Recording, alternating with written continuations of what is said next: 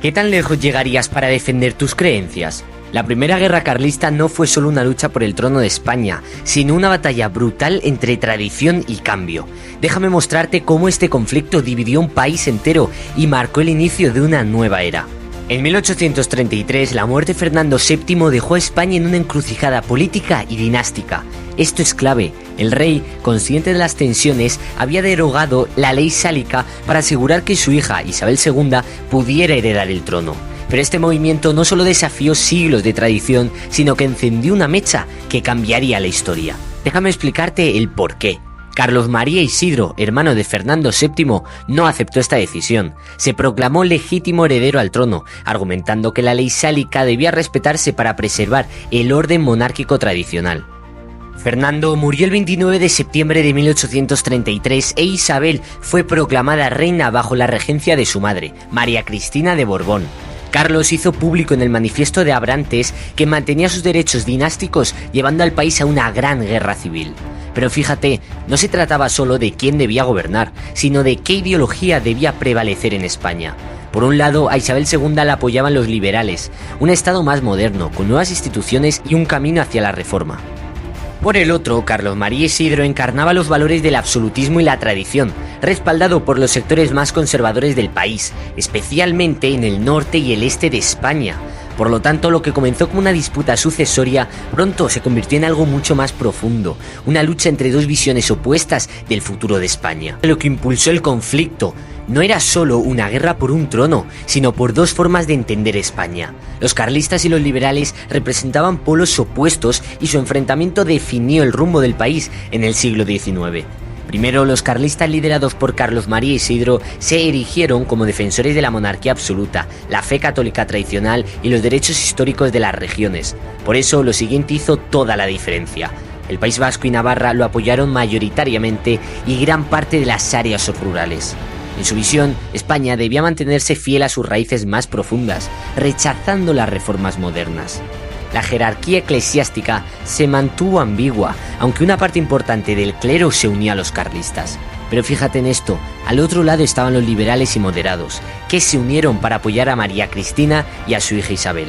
Controlaban las principales instituciones del Estado, la mayoría del ejército y todas las ciudades importantes. Los liberales recibieron ayudas y apoyo del Reino Unido, Portugal y Francia en forma de créditos para el tesoro y de fuerzas militares. Las estrategias de ambos bandos reflejaban no solo sus objetivos, sino también sus diferencias. Primero, la estrategia carlista estaba diseñada para aprovechar sus fortalezas. Liderados por Tomás de Zumalacárregui, un genio que veremos en el siguiente punto, los carlistas apostaron por la guerra de guerrillas, con ataques rápidos y emboscadas que desgastaban a los ejércitos liberales. Déjame explicarte de manera muy simple esto. Su control del norte rural no solo les daba terreno conocido, sino también el apoyo de una población profundamente arraigada en los valores tradicionales. En las zonas bajo su control, crearon una administración paralela, con sistemas de impuestos y reclutamiento que fortalecían su causa. Esto podría ser el secreto de lo que mantenía viva su resistencia. Mientras los liberales intentaban sofocar el conflicto, los carlistas construían una base sólida desde dentro. Por otro lado, la estrategia liberal apostaba por la centralización, con ejércitos más organizados y modernos. Los liberales se enfocaron en tomar las ciudades principales.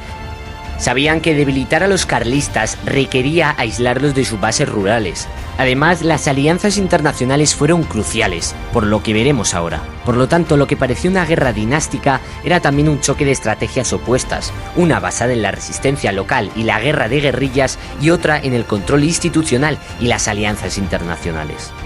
Esto es una de las cosas más locas que vas a escuchar, pero aquí está.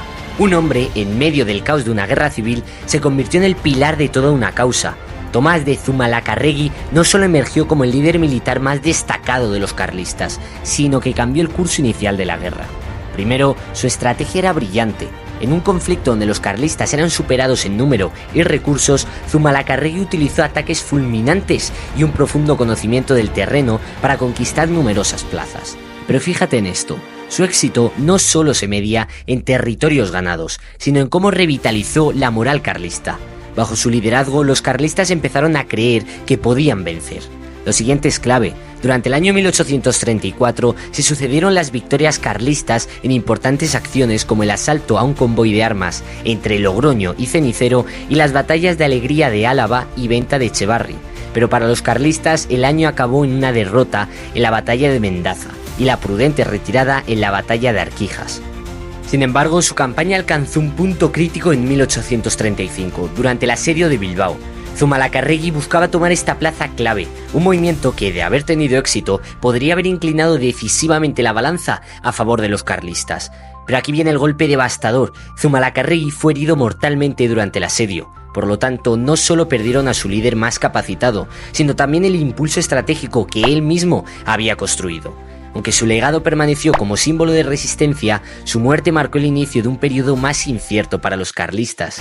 Esto podría ser el secreto de por qué la guerra cambió drásticamente después de él. Lo que hasta entonces había sido un conflicto interno comenzó a transformarse por la entrada de nuevos jugadores. Y esto es enorme. Las tropas británicas, en forma de la Legión Auxiliar Británica, llegaron para reforzar a los liberales, aportando no solo hombres, sino también un importante golpe a la moral carlista.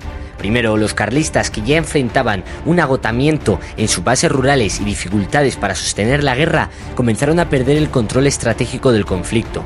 La batalla de Luchana en 1836, liderada por Baldomero Espartero, marcó un punto de inflexión. Este triunfo no solo aseguró Bilbao para los liberales, sino que también debilitó aún más la capacidad militar de los carlistas en el norte.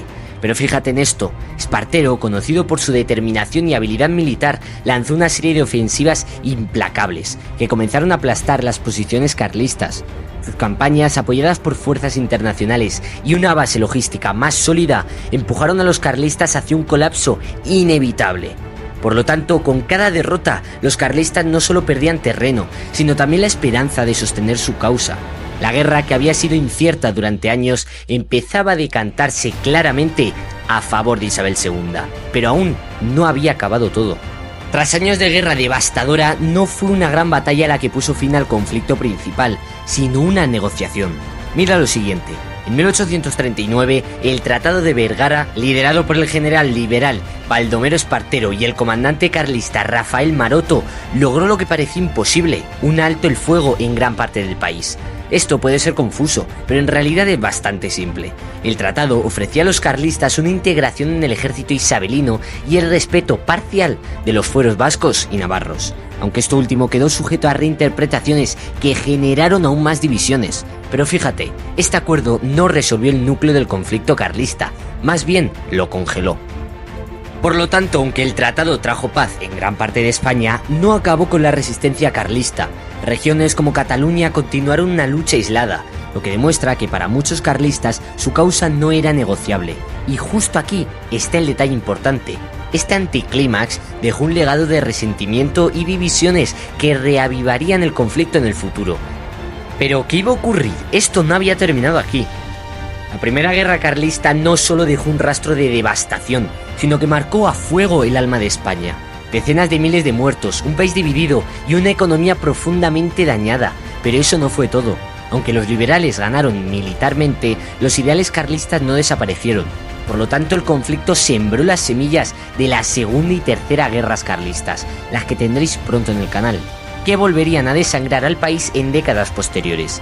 Y fíjate en esto, el ejército liberal no solo consolidó su control territorial, sino que también estableció la base para una monarquía constitucional en España. Sin embargo, el precio fue altísimo. La Primera Guerra Carlista no resolvió nada. Décadas después, las tensiones volvieron a estallar en una Segunda Guerra Carlista, aún más amarga, que encendió de nuevo el fuego de un conflicto que nunca parecía apagarse.